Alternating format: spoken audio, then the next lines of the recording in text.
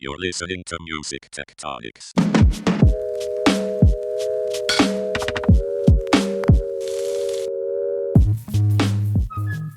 Welcome back to Music Tectonics, where we go beneath the surface of music and tech. I'm your host, Dmitri. I'm also the founder and CEO of Rock, Paper, Scissors, the PR and marketing firm that specializes in music innovation.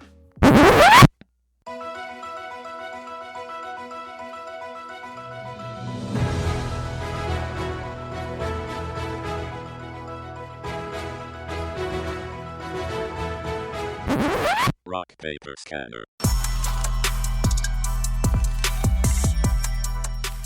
Whoa. We're back with the Rock, Paper, Scanner segment of the podcast. This is Tristra Neerjager, Chief Strategy Officer at Rock, Paper, Scissors. And every week, Dmitri and I scan the music tech horizon. You can see us with our little media binoculars out. And we compile a weekly newsletter of things we think you should scan too. And then here on the podcast, we share a few interesting headlines and articles and think pieces that caught our eye in the past week or so. You can sign up for the newsletter to hit your inbox, and then you can listen in here to find out why we highlighted these news stories. So, Dmitri, what headlines caught your eye this week? Well, just going through this scanner this week, there were a couple things that I was interested in. From Music Business Worldwide, Sphere Entertainment generated $308 million in Q4, missing earnings forecasts, but promises 2025 will be its best year yet. I just think it's interesting when a new experience comes out where a lot of money is being generated. So yeah, maybe they missed what they were telling their investors, but it's still cool to see that it's a legit new revenue stream. So that's super cool. There was another article somewhere in here from Music Tech magazine. The minds behind the Las Vegas Sphere plan to put mini spheres across the globe. So there's still expansion plans there, which is good to hear. I like the idea of itsy bitsy little spheres, like, for maybe 100 cap sphere. Just go in there, enjoy it'd probably be bigger than that, but we do like spheres popping up in places. So that's pretty cool. Interesting that Billboard wrote that how Trump's tariffs could be devastating for musical instrument manufacturers. To see the musical instrument side of the industry hitting Billboard, kind of a big deal if in the manufacturing side of music, which is... I don't want to say we told them so, but that was part of our 2025 prediction, wasn't it? Oh, that was. You're right. Wow. We're kind of smart sometimes. That's why we're scanning the horizon, guys, to see what's coming up next. A couple other quick headlines from Music Business Worldwide. Reddit co-founder Alexis Ohanian joins Frank McCourt's People's bid to buy TikTok. So that's still happening, where people are making bids over for TikTok. We'll see what will happen there. We're all curious what's going to happen. Inc. Magazine put out an article about something I hadn't seen yet. Ever lost a friend at a music festival? This startup wants to help, and so does its rival. But it's these little devices that you wear around your neck that are almost like digital medallions, and they're really compasses is what they are. One of them is called the Crowd Compass. I think they're currently on back order, but it lights up red for me to go towards Tristra, and then it lights up green for me to go towards Shaylee, and it lights up yellow for me to go towards Eleanor. So all of us have these devices and we can find each other. It's kind of just a silly little thing, but it's kind of like air tagging yourself at Coachella or something. But with friends, But with friends. Yeah, exactly. Yeah. I just wanted to pull out a couple of headlines, but let's dive into something more. Tristra, what caught your eye this week? I was really fascinated by an article that I saw in the Times, the UK Times, that is, and it caught my eye because I'll just read the headline and I think folks will get it. Children turn to audiobooks as traditional reading falls away. So the piece itself focused a lot on how the concerns about very young folks reading. So we're talking what people are usually referred to as Gen Alpha. But what caught my eye is what this means for music, in that audio is becoming a preferred way to both gather information, to learn things, and to relax, the way books used to be for entertainment for many children 1,000 years ago when I was a child. So I'm really, really curious to put this on people's radar and see what they think and see how this develops, because I really think we're going to start seeing a very different relationship to audio with the coming generation. So in a survey, this is a UK survey of about 37,000 8 to 18-year-olds, and it suggests that audio content could act as a gateway to reading, to stories, to books and literature, with a 37.5% saying audiobooks sparked their interest in reading. So that's kind of cool. Boys in particular were very interested in audiobooks, and nearly half of those surveys said that audio helped them understand a story or subject better. And over half found it sparked more imagination than videos and helped them relax or feel less anxious. So I think there's a huge potential here for audio to play a very different role in young people's lives. And so I just want to throw that out there. No, it's interesting because whatever youth are doing today, teens will be doing tomorrow and young adults will be doing the next day. So it's very relevant. In fact, Trisha, it's kind of weird. I didn't think about this, but as I was walking to work this morning and thinking about our conversation, one of the articles I pulled out, I was like, I wonder if Siri can just read this to me because I can't read while I'm walking the dog to work. And sure enough, there's a function where Siri can read you a website. I've never seen it promoted or advertised. Great accessibility feature. But I did that on the way to work. And I've had the same thought of how do I get more content into me through audio when I'm doing something else? So that's super interesting. Cool. Now, what caught your eye, Dmitri? Okay, so speaking of which, some of the articles I listened to on the way to work today, there are actually two. Sometimes what I like about the scanner and doing this horizon scanning is this kind of overlap of stories that come out. You'll see one company mentioned from two totally different perspectives in different media outlets. So our buddy Stuart Dredge over at Music Ally did a short piece this week. YouTube now has 125 million music and premium subscribers. And so I want to talk about that. And then there's another interesting YouTube piece that kind of puts it in context. But basically, just the fact, the update that YouTube Music and Premium is growing, because when you get Premium, you get music as well. This is up from 100 million subscribers a year ago in February 2024, which is the last time I think YouTube reported those numbers. And, Leo Cohen has already said that he's trying to outpace Spotify in terms of not only subscribers, but the biggest contributor of revenue to the music industry. So, even though YouTube is broader than music, one of the key leaders there is really specifically trying to grow music to be the go-to thing, that for YouTube to be the go-to place for that. The other interesting thing about it is that they launched some premium light features now where you can hear music without ads, but other things still have ads or something like that. There's like a slight difference. They're also reporting from Music Ally that YouTube generated $36 billion of ad revenues in 2024, which is up 14.7% year on year. Now, not clear how much of that goes to the music industry, but still seeing both the premium subscription, the light subscription with some ads, and then the purely ad generated, all of it's in growth mode. And I guess it's always interesting to just kind of think about what's the future of streaming, because so much of the time in the United States, people talk about Spotify and Apple. And of course, YouTube is always in the mix, but it's almost like they're a different culture of listeners in a lot of ways. And then you hear things about like Spotify wants to add video and they start playing with video and other types of content. And then you hear about YouTube is one of the biggest places to listen to podcasts. So all the ecosystem plays that are happening and Spotify is having to be responsive to, YouTube already has. YouTube's also super social as well. Yeah, and people are using it on their smart TVs and other devices besides just a phone or a Exactly. That's the other article that I wanted to share from Media Research. YouTube is winning emerging markets by being social and format flexible. This is Callert, who's an analyst there at Media, who's been writing some great blog posts that kind of widen out. And this isn't specifically about music, but it's really about YouTube's global dominance because of mobile-first cultures. Now, that seems like a silly thing to say because Spotify, obviously, most people are listening on mobile devices. You can listen on the web or on a computer app. But the point is that YouTube's growth has a lot to do with video and TV and how people are consuming, watching those formats.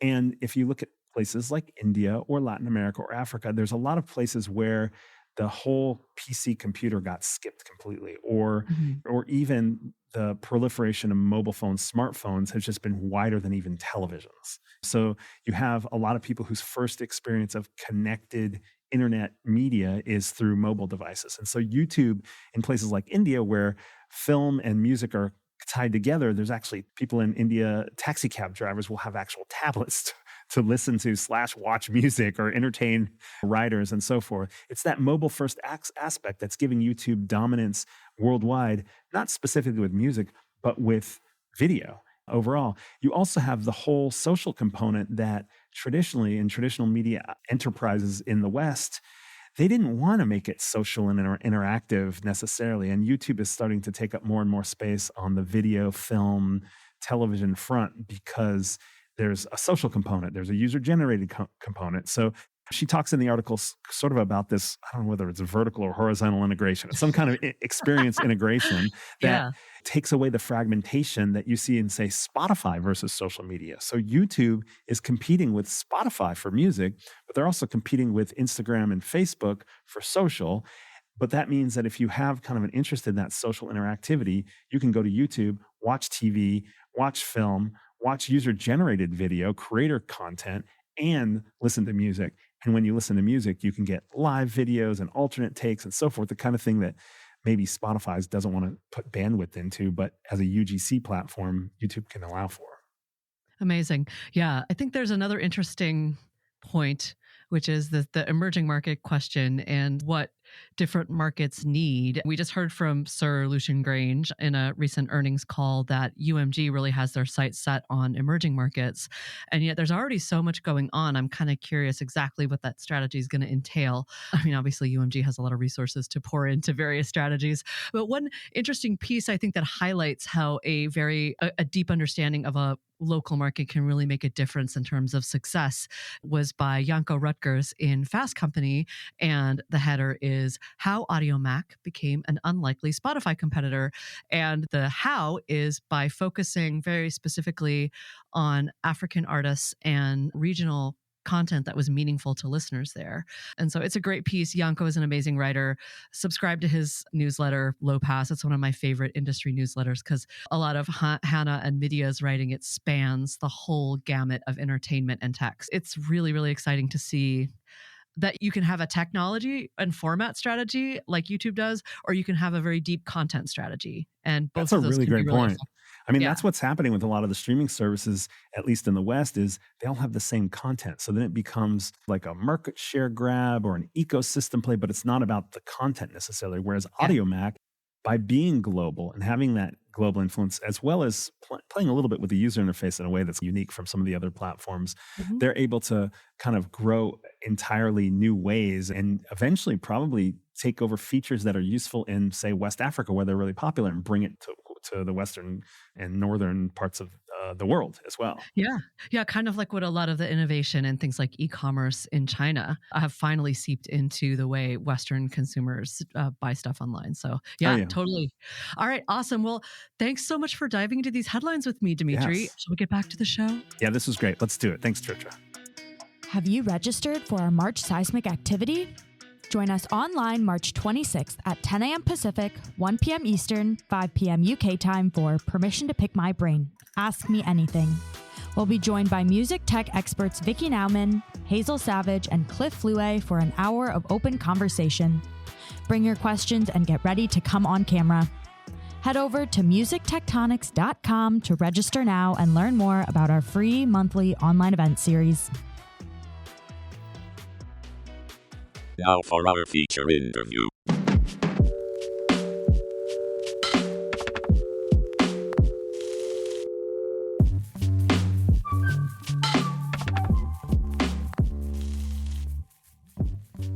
Everyone in music tech has questions about the total addressable market of music, and things are changing so fast that it's hard to keep up.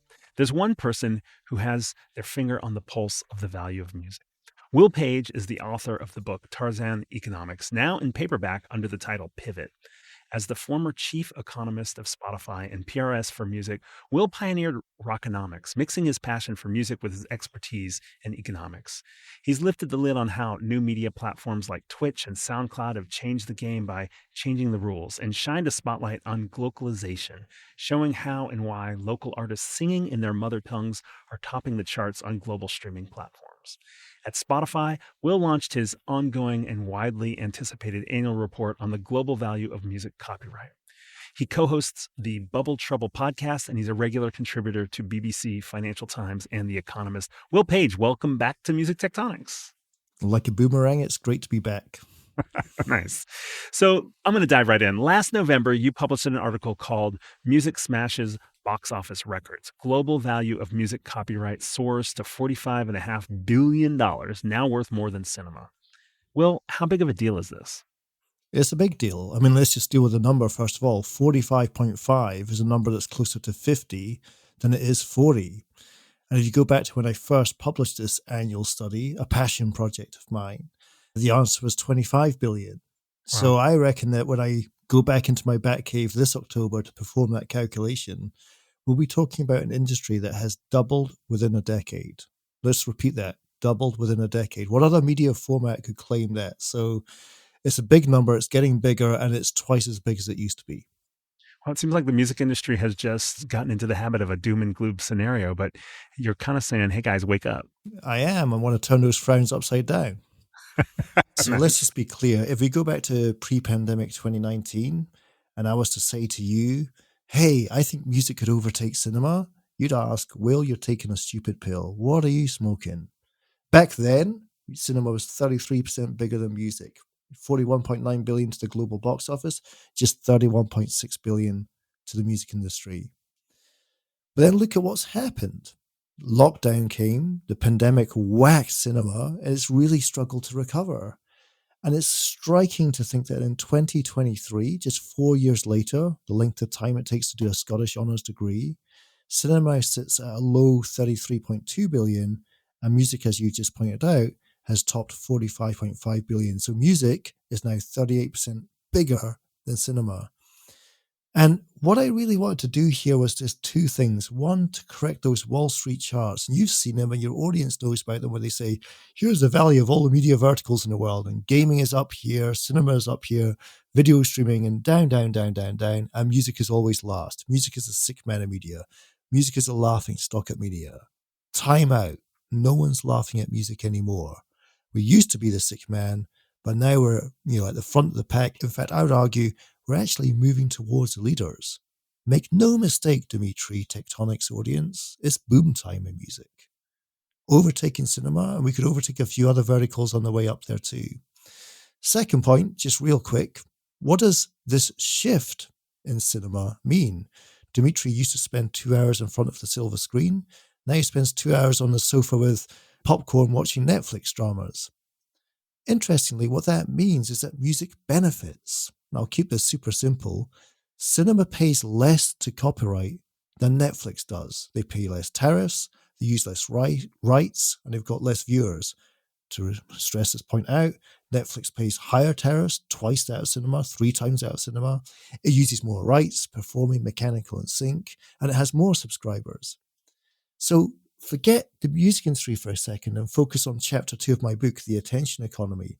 If Dmitri used to spend 2 hours in the cinema and now it's 2 hours on the sofa, copyright is better off. Before you roll out of bed in the morning, the music industry is gaining. And this is another wind in the sail of music copyright's valuation, this shift between the silver screen and the sofa. Okay, changing gears, in the report, you also talk about physical media, vinyl specifically. Mm-hmm. What's going on with vinyl? Vinyl's up, it's up lots, and it's all down to my bank account. As an avid vinyl collector, as a DJ who, by the way, got to number 1 on Mixcloud last year, the new mix drops this week, I understand the passion for vinyl, I resonate, and I contribute towards it. Here's a stat for you. In 2024, vinyl generated US record labels alone $1 billion. That's a birth for those who don't understand the Scottish accent. $1 billion. How surreal is that? Vinyl was supposed to die back in 1991 with the CD coming mainstream. It's crazy. We're now looking at a format that's generating $1 billion for American record labels. And that is definitely a low-end estimate. We know there are problems measuring vinyl. We can go into that if you want. And it doesn't include the second-hand market, and it doesn't include lots of online physical retailers of vinyl too. It could even be 2 billion. Who knows? But fact check, vinyl is now a $1 billion business, and it keeps on growing. I think this is an incredible story. And, a couple of takes on it just real quick. One, an op-ed that we can link to in your show notes. I wrote with Fred Goldring, suggesting to labels and artists, hey, why don't we do what every other media format does? How does a theatre sell out a Broadway play? Expensive seats first, cheap seats last. Why don't you put the vinyl out first, and your superfans will give you $50 for a record, and 3-4 weeks later put it on Spotify second? The superfans reveal themselves and self-select the purchase, and they'll carry on streaming. And it'll all add towards week one sales, so you'll game number one in the charts. We did that. That was an op-ed in Billboard magazine. And since then, we got a call from Stone's Throw Records saying they did it with NX Worries, an Anderson .Paak project. He put the vinyl out first, waited 3 weeks, put it on Spotify second. Now, this vinyl came in 3 formats. One which was $60, deluxe, one which was $50, premium economy, and one which was $40, economy. Now, whatever you want to say about this, let me be clear. Your Superfans cannot give you $40 on Spotify, not in their lifetime. It ain't going to happen, so give up. 3 versions of vinyl at 3 different price points. I'm going to ask Crazy Pants, which version sold out first? I think you're going to tell me the $60 version sold out first. I'm going to say Correcto Mundo. Yeah. Dmitri, do you understand what we're staring at here? It's a Veblen good, where price signals quality signals demand. This is Superfan 2025. Forget that nonsense about trying to achieve it on streaming. Go back to the platters that matter, because that's where you're going to find it. And the capacity is there. The supply chain's figured itself out. We're ready to go big on vinyl. And I'm hearing about this first mover strategy more and more now. I know 4 other labels that have done it, averaging about 20,000 press ups, all sold long before week one Spotify. Nice. It's the perfect success story for a DJing economist, I would say, in the music industry. Can I just give you one quick reminder about what makes vinyl so fascinating in an age of streaming? In an age of streaming, we know that the killer song makes bank and all the filler songs can't pay for a subway ticket because you only stream what you want. It's not a body of work. Whereas vinyl, all songs get paid the same. So we have $1 billion of vinyl where every song on the album is getting the same compensation. And my favorite example of this is the movie soundtrack Saturday Night Fever, one of the highest selling vinyl records in history, I think second only to Thriller. Some people actually argue it sold more than Thriller. And that album is famous for one song alone, Staying Alive by the Bee Gees. Dmitri, have you ever played Ralph McDonald's Calypso Breakdown? No, I don't think I have. I don't think Ralph McDonald's played Calypso Breakdown, but that song got the same mechanical royalty as the Bee Gees Staying Alive. Isn't that crazy? Yeah, that is crazy. So remember, for this audience's benefit, especially if there's people listening to this podcast who invest in catalogs, this is big time, that with vinyl, the filler gets paid same as the killer. That's a key takeaway. Right. What about streaming? Well, I'm curious. Cool to see this conversation about vinyl and your method of using vinyl to reach the super fan and the money that's left on the table. But will labels keep seeing growth from streaming? And what comes after streaming as the driving revenue source for recorded music? They are going to see growth, but it's going to be very lopsided. And I think one thing I give in the annual copyright report is a quick economic crash course in why it's become lopsided. I talk about the poor South and the rich North. And the volume of streaming, that is when Luminate says volumes of streams are up 25% compared to last year, that's mainly a poor South phenomena. That's the opening up of new markets and expansion of existing southern markets. India is a case in point. Introducing Africa to the data set as a case in point. The growth of Latin America as a case in point. When you look at the money side, the money is really concentrated in the rich North. I would say 80% of the cash is coming out of North America and Europe. So we're seeing a slowdown where the money is, and we're seeing a speed up where the volume is. And that has shown to be confusing in the past. If you go back to last summer, Universal stock got whacked, 24%? I think one of the reasons why is 2 weeks prior to their earnings call, Luminate was saying, everything's great, half-year report, we're all doing gangbusters. And then the analysts look at Universal's numbers and say, you're forecasting just 4% growth in streaming revenue. And this is not taking sides. This is purely an educational point. I think what was missing from that dialogue was an appreciation of how the poor South is dominating the volume picture, but the rich North is dominating the value picture. It's the rich North that pays your bills. Let's just be clear about that. So that will change. That will take years to change. But at the moment, it's a very lopsided picture. So you're saying there'll be a shift within where the money is coming from in streaming. There will be growth. The growth might not be as fast as it has been up till now. Is that right? Do I have that right? Yeah, you have. And let me give you a hook that will hang it together for you, Dmitri. This will hit it home. To understand macroeconomics, Did you know that in 2025, the GDP of India will overtake Japan? Interesting, right? Didn't expect to read that, No. but it will. In purchasing power parities, India will be a bigger economy than Japan. Now, step back from macroeconomics and step into the music industry. Can you ever see a day where India's music industry overtakes Japan? What we have there is diverging paths. There's always talk about macroeconomics and the emerging markets. Come to the world of music, a lot of these countries don't have the infrastructure to support their copyright markets. We need train tracks before we can run the trains. And that especially goes for a large swathe of Africa as well, where I've been quite involved recently. So I think that's it. It's going to be a long game before the poor South starts plugging that gap as the rich North grinds to a halt. And do you see a new driving revenue source for recorded music in a post-streaming moment? Is that even something to consider?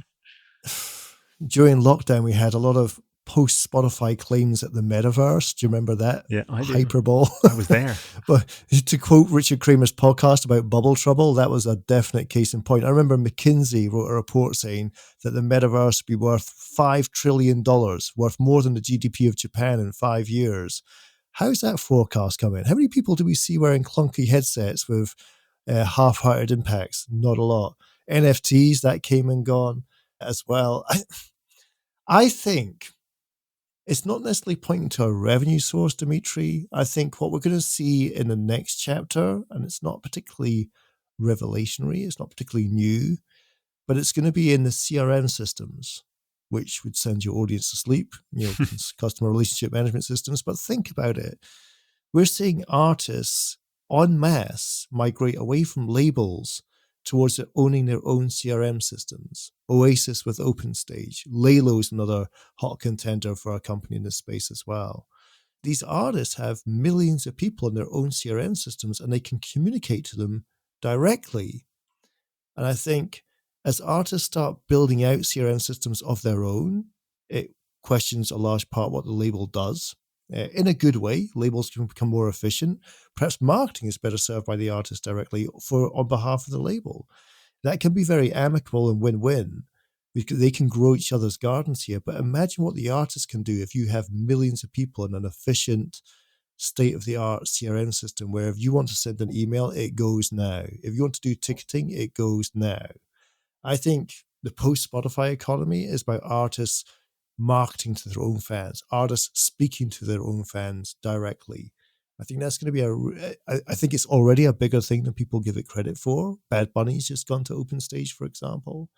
But it's going to be a much bigger thing when the capability of these systems starts to expand. I want to read something else from the article. Almost a third of all streams inside America are non-American artists, suggesting glocalization is happening within the country's multicultural borders. Unsurprisingly, the British invasion of yesteryear continues to make it the biggest exporter into the U.S. More surprisingly is who's second, Mexico, recently overtaking Canada. Looking further down the list of music exporting countries getting heard inside the U.S., you'll see another surprise. Colombia is ranked 6th. Will, what's the significance of this piece that you wrote in the article? Well, I'm about to bore your listeners stupid talking about Colombian exports to the US, but I am not talking about those exports, okay? Okay. I'm talking about music. So tune in. Now, using artist origin data, I was able to do a pretty nifty piece of data science and artist code all the streams in America to ask this imported question, which is, of all the streams happening, how many were Mexican artists and how many were Colombian artists? Now, why these two countries? It's because they're poor. At least they're poor relative to the US. The GDP per head of population in Mexico is a quarter of that of America. In Colombia, it's a fifth of that of America. And I think we've been sleeping on this point, so I want to put it front and center to the reader and especially to Tectonic's audience. What happens, Dmitri, baby? What happens when poor artists export their streams to rich countries? I'll tell you what happens. Rich country consumers send those rich country royalties back to poor countries. So you have this export boost effect. And I calculate that boost effect for Mexico and Colombia. If I deal with Mexico first, in 2023, they managed to hijack a good $370 million worth of streams in America, closer to $500 million and $250 million almost. So that's impressive. Had those streams been back in poor country Mexico, that would have been about 100 million. So they got a $250 million boost by getting those streams consumed by rich countries. And this is just one rich country, okay? There's others too, and everyone's listening to Mexican artists. This is just one example. So you can see the boost effect. But if I roll it up to Colombia, I think this is where the story gets really interesting. And forgive me, I'm going to use round numbers here, but Colombia got about $100 million worth of streams inside the United States in 2023. Had that been back in poor country Colombia, that would have been around $15 million, giving you a boost of $78 million because your streams were consumed in a rich country and the rich country money flowed back to Colombia.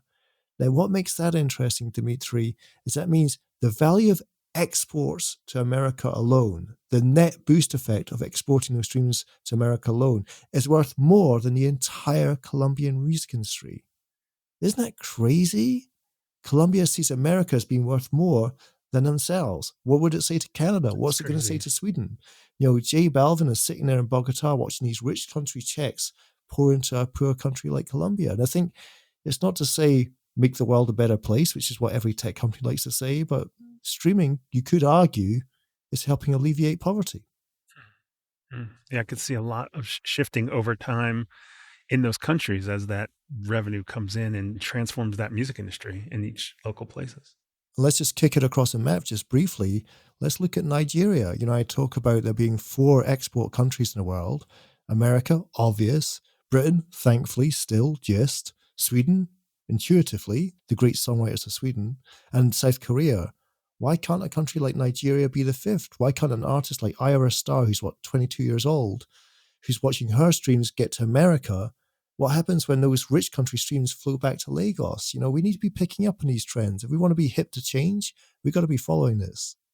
Well, there's so much more in this article and in your reports every year. I appreciate you coming to elucidate what's in there. And I think we're getting to the kind of the widening out part here. And I'm curious, when you step back from all of this, what should innovators in the music industry take away from the data, from the connections that you've drawn through the report, and where things are going? We talked about where things are going. If I could give you a headwind and a tailwind, a headwind, which is the innovators in the space create issues. All we've had for the past 15 years, if you think about it, since Spotify launched in the US, is herbivore type behavior, where Spotify's growing, Apple's growing, Amazon's growing, and YouTube is growing. And Pandora, remember them, are also growing. So that's been all nice and easy. I think those herbivores, especially in saturated Western markets like Britain and the United States, are now becoming carnivores. That is, we're going to have to learn how to spell the words net churn. There's going to be a point where the only way Spotify grows is stealing some of Apple's customers. The only way YouTube grows is stealing some of Amazon's customers, and vice versa. And I think that's going to be an interesting period. And, a lot of your audience will relate to this if I say that what we need to learn is how telcos behave. Over there in the US, you have an oligopoly of telcos, AT&T and Verizon, et cetera, And the only way AT&T can grow is stealing some of Verizon's customers. And the only way Verizon can grow is stealing some of AT&T's customers. We in this music business have never written that chapter. We don't even know how to read it, but we're going to have to learn fast because I think we're now in that phase of the game. We're in overtime on that front. So that's definitely a headwind. That's a cloud that sits above the music industry. As tailwinds grow, what's going to speed this business up? I go back to the definition of global. If I look at the United Nations, I think they fly 198 flags outside their building. When Scotland gets its independence, it'll be 199. But if you look at the IFPI yearbook, I think there's only 56 countries covered. When you look at Luminate's global streaming data set, what they call Africa is just South Africa. That's the only country they've got.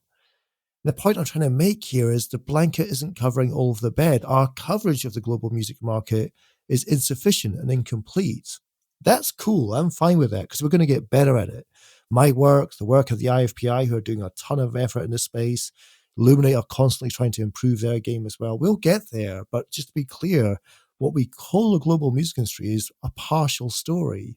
And when we complete it, the business is going to be even bigger. So when we started the conversation off saying 45.5 billion, if we captured all the missing revenues, I'm more than convinced we're now well above 50 billion as a business.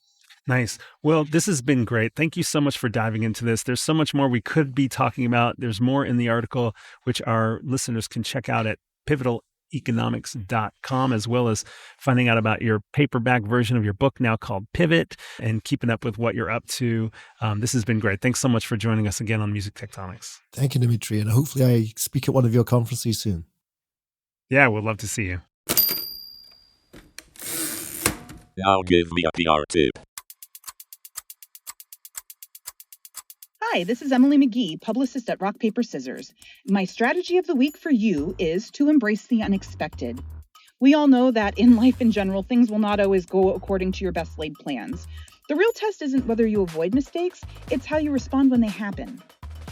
Here's an example.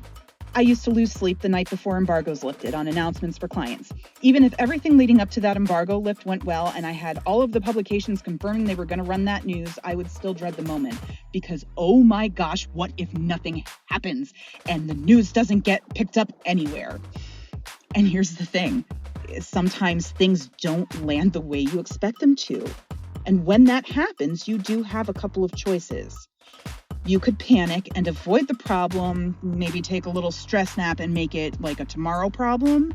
Or you can do what I learned when I joined an improv troupe for a few years. You can run to the danger. I jumped into improv initially because of this single lesson.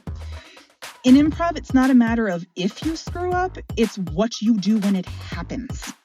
No matter how well you prepare, things will never go exactly as planned. And you will mess up spectacularly, and the audience will know. So you can't avoid it. You have to be okay with it. You have to own it, and you have to keep moving forward. And a lot of times, if you can just roll with it, you do get results that are funnier, sharper, or more creative than you could have imagined to begin with. So, when things don't go according to plan in PR, the best thing that you can do is to communicate what you're noticing, even if it's radio silence, and immediately get curious about why it's happening. It's also helpful to simply look at results as just that, results. Labeling them as good or bad or successes or failures can hinder the ability to see a part of the picture that you perhaps didn't see before. And those pieces are really crucial when you go to shape your strategy for your next steps. And here's the thing, running toward the danger doesn't just get you through the moment, it can actually lead to unexpected advantages as well. When you face the tough stuff head on, you can open the door to possibilities you might not have considered. Sometimes you find something valuable in the mess, an opportunity or a new perspective or a solution you never would have stumbled upon if you just tried to avoid it. So whether it's on stage or in PR, the key to being proactive is running towards the challenge, not away from it. You might just find something that takes the project in a better direction. Thanks for listening to Music Tectonics. If you like what you hear, please subscribe on your favorite podcast app. We have new episodes for you every week. Did you know we do free monthly online events that you, our lovely podcast listeners, can join? Find out more at musictectonics.com. And while you're there, look for the latest about our annual conference and sign up for our newsletter to get updates. Everything we do explores the seismic shifts that shake up music and technology, the way the Earth's tectonic plates cause quakes and make mountains. Connect with Music Tectonics on Twitter, Instagram, and LinkedIn. That's my favorite platform. Connect with me, Dmitri Vitsa, if you can spell it. We'll be back again next week, if not sooner.